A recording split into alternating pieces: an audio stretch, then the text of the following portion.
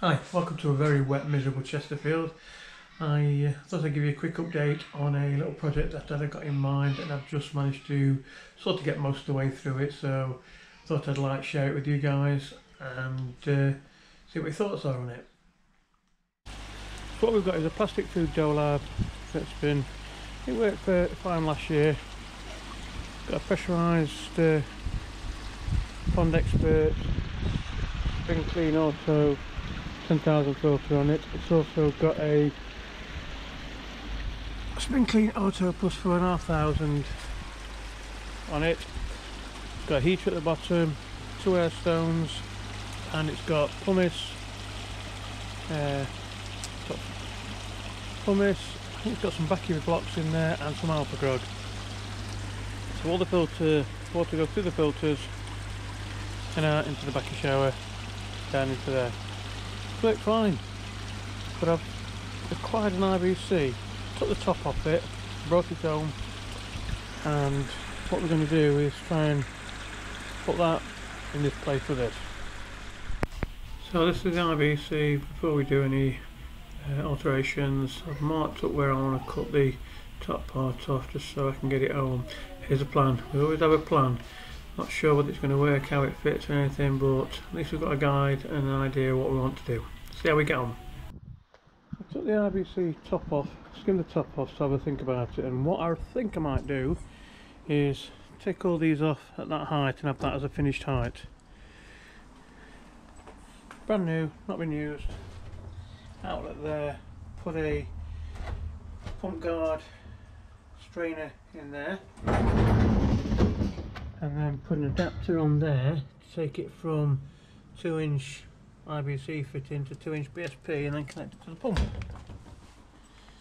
So, hello Louis. Blessed dog, he's been for a walk this morning and he's a bit aged, a bit deaf. He's got hip dysplasia, but he still wants to get involved. So that's what the plan is today. A few things in the way we need to clear first, but see how we get on.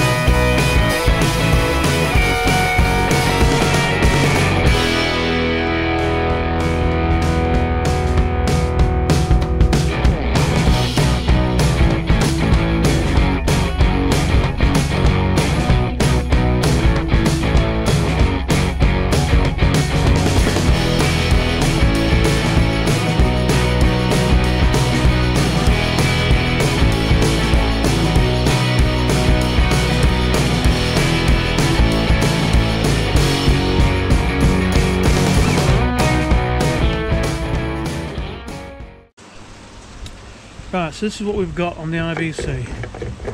Little cover. I've got a spout which could come down like that. I have the adapter which again could go on there. A nipple. Put a nipple in there and then potentially back into the pump. Should be down at floor level, should be about right. So that's what we've got: spout, adapter, BSP, there, and use some thread tape. Let's see what happens.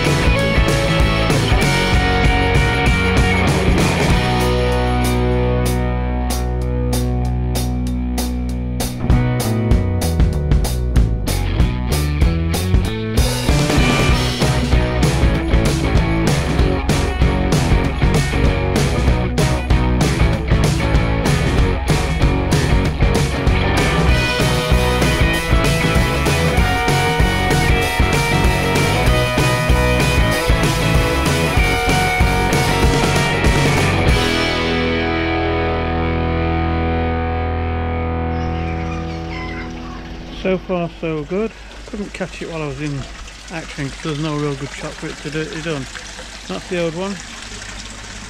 And a little lone koi. What I've had to do is reduce the size of the shower, but that one can go in the other fry bath anyway. Sub at the moment. See? Bottom drain. Airflow heater. Thermostat.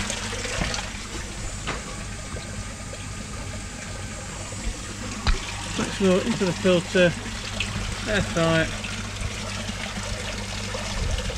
light, shower.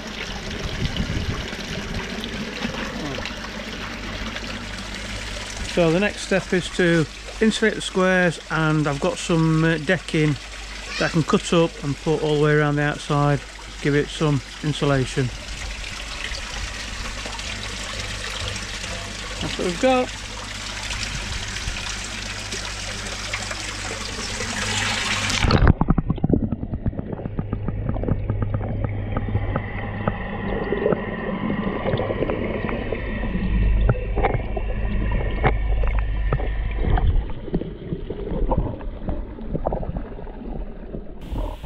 So what we've got here is an industrial IBC holds for approximately 1,000 litres, well it does hold 1,000 litres, and what I've done is cut the top off to the top frame and cleaned it all up, made sure it's no sharp bits or anything. The 2-inch IBC outlet has got a 2-inch IBC adapter to 2-inch BSP. It's then got an elbow in it with a nipple either side and a rubber 90-degree boot that goes into a PondXpert Variflow 10,000 litre pump to supply the filter system. As you can see between the IBC and the building, it looks a bit tight, but it actually gives me a lot more space than I ever had before. I can access the valve, the pump, and when I drop anything down there I can easily get it out. You can see how the pipe goes up to the IBC, to the filter system, and the controls above. I've kept all the existing controls, so what we've got there in the centre is a Matsuko switchbox timer that feeds the air pump to the right.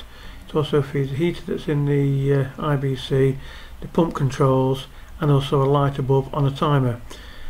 To the top right hand corner is a 13 amp supply that feeds the power adapter for the auto feeder.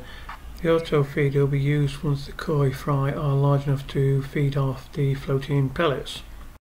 A close-up of the Matsuko switchbox timer shows that I am controlling the heater on there, the pump for the Variflow, the air pump, the filter for the UV and the auto SpinClean auto, and the light that comes on it in the morning and at night to give them a bit of illumination and more time to feed. As the fry grow, I will do regular updates of the setup and also the fry. So if you want to follow the progress of the fry, please hit the like button, hit the subscribe button, hit the dislike button, but either way subscribe and catch more videos later on as the fry grow. Thanks for watching, happy ponding.